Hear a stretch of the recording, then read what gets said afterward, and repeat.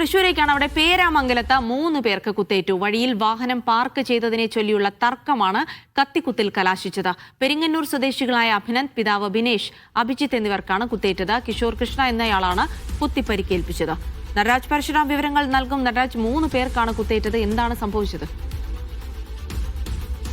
സംഭവം ഈ അഭിനന്ദ്, ബിനേഷ്, അഭിജിത്ത് തുടങ്ങിയവർ രാത്രി ഷട്ടിലൊക്കെ കളിച്ച ശേഷം ടർഫിൽ നിന്നും മടങ്ങുകയായിരുന്നു. ഇവർ വീടിന്റെ ഭാഗത്തേക്ക് പോകുന്നതിനിടെ ഒരു ബുള്ളറ്റിൽ വഴി മുടക്കി നിൽക്കുകയായിരുന്നു കിഷോർ. ഇത് സംബന്ധിച്ചുണ്ടായ സംസാരമാണ് പിന്നീട് വാക്ക് തർക്കത്തിലേക്ക് പോയതും കത്തിക്കുത്തിലേക്ക് എത്തിയതും.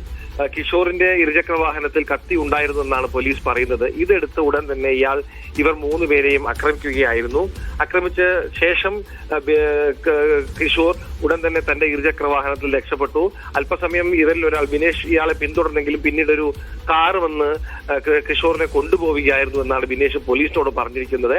സംഭവത്തിൽ പോലീസ് വ്യാപകമായ തിരച്ചിൽ നടത്തുന്നുണ്ട്. കിഷോർ തമിഴ്നാട്ടിലേക്ക് കടന്നിട്ടുണ്ടോ എന്ന കാര്യത്തിലും പോലീസിന് സംശയമുണ്ട്.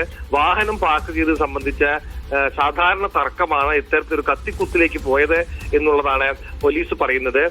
കിഷോർ നേരത്തെയും കേസുകളിൽ പ്രതിയാണ് എന്നും പോലീസ് പറയുന്നുണ്ട്. ഇയാൾക്ക് ക്രിമിനൽ ബാക്ക്ഗ്രൗണ്ട് ഉണ്ട് എന്നാണ് പോലീസ് വിശ്വസിക്കുന്നത്. ഇയാളുടെ കൂടുതൽ റെക്കോർഡുകൾ പോലീസ് പരിശോധിക്കുകയാണ്. എന്തായാലും CCTV-കൾ ഉൾപ്പെടെ കേന്ദ്രീകരിച്ചുള്ള അന്വേഷണത്തിനാണ് പോലീസ് മുതിരുന്നത്. ശരി, നടരാജ് പരശുരാമാണ് വിവരങ്ങൾ നൽകിയത്.